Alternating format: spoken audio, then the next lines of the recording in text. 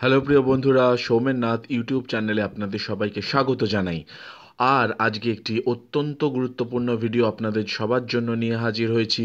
হ্যাঁ, জেনে নিন যে কিভাবে আপনারা আপনাদের যে কালার্ড ভোটার আইডি কার্ড আছে, অর্থাৎ যাকে আমরা এপিক কার্ড বলে নামে জানি, ইলেকশন কমিশনের যে কার্ড, সেই কার্ডটি আপনারা কিভাবে ডাউনলোড করতে পারবেন এবং স্টেপ বাই স্টেপ এক্সপ্লেন করে দেবো আমি আজকে আপনাদের প্রত্যেকের কাছে। সুতরাং পুরো ভিডিওটি মন দিয়ে দেখবেন, কোথাও স্কিপ করে বেরিয়ে যাবেন না, তাহলে কালার যে এপিক কার্ড বা ভোটার আইডি কার্ড যাই বলুন, সেটিকে কিন্তু ডাউনলোড করতে পারবেন না। চলুন দেখে নিই। যে নির্দেশিকা জারি করা হয়েছে তাতে পরিষ্কার জানা যাচ্ছে যে ভোটার আইডি কার্ডে যারা ফার্স্ট টাইম ভোটার আছে এবং এক্সিস্টিং ভোটার আছে, তাদের ক্ষেত্রে ফার্স্ট টাইম যারা ভোটার কার্ড তারা যেমন এনরোল করাবেন, এবং যারা এক্সিস্টিং ভোটার কার্ড যারা হোল্ডাররা আছেন তাদের যদি সেক্ষেত্রে কোনো মিস্টেক থেকে থাকে, অর্থাৎ কোনো ভুলভ্রান্তি থেকে থাকে, তাহলে সেটাকেও কিন্তু ঠিক করে নেওয়ার, অর্থাৎ রেকটিফাই করে নেওয়ার জন্য চান্স রয়েছে, এবং সেই কাজ অলরেডি শুরু হয়ে গেছে।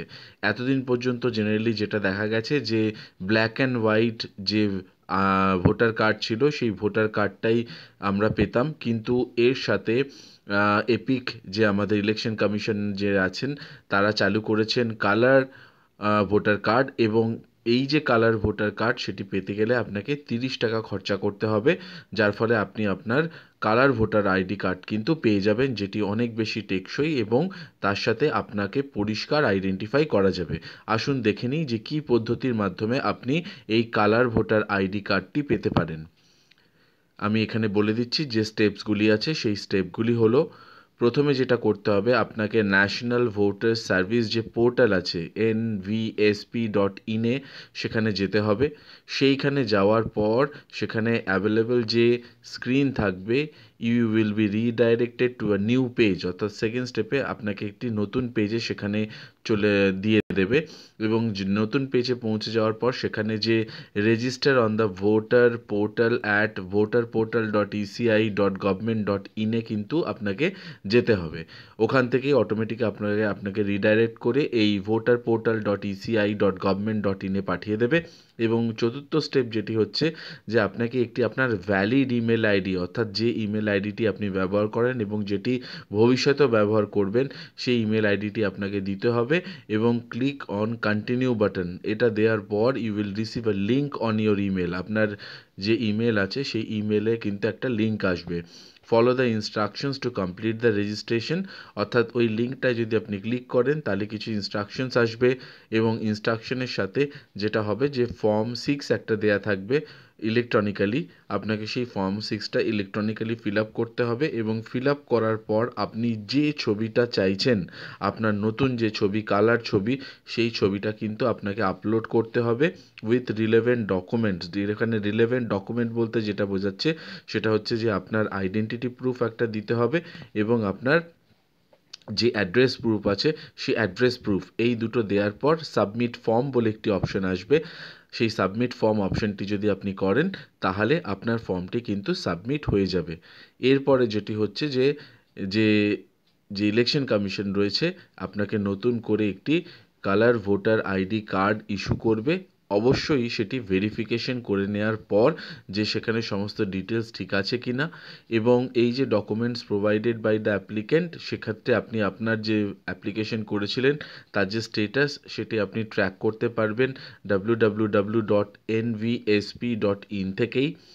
এবং ক্ষেত্রে একটা কথা আপনাকে পরিষ্কার জানিয়ে রাখি যে যখনই কোনো ডকুমেন্ট দেবেন তখন দেখে নেবেন যে সেই ডকুমেন্টে যেন, অর্থাৎ আইডেন্টিটি প্রুফ এবং অ্যাড্রেস প্রুফ, সেখানে যেন কোনো রকম ভুলভ্রান্তি না থাকে। যে ডকুমেন্টটি আপলোড করুন না কেন, ওখানে অনেকগুলো লিস্ট থাকবে, কোন ডকুমেন্টটা আপলোড করতে চাইছেন সেই ডকুমেন্টটি আপনি আপলোড করতে পারবেন, কিন্তু আপলোড করার সময় আপনাকে এই কারেকশানটা দেখে নিতে হবে।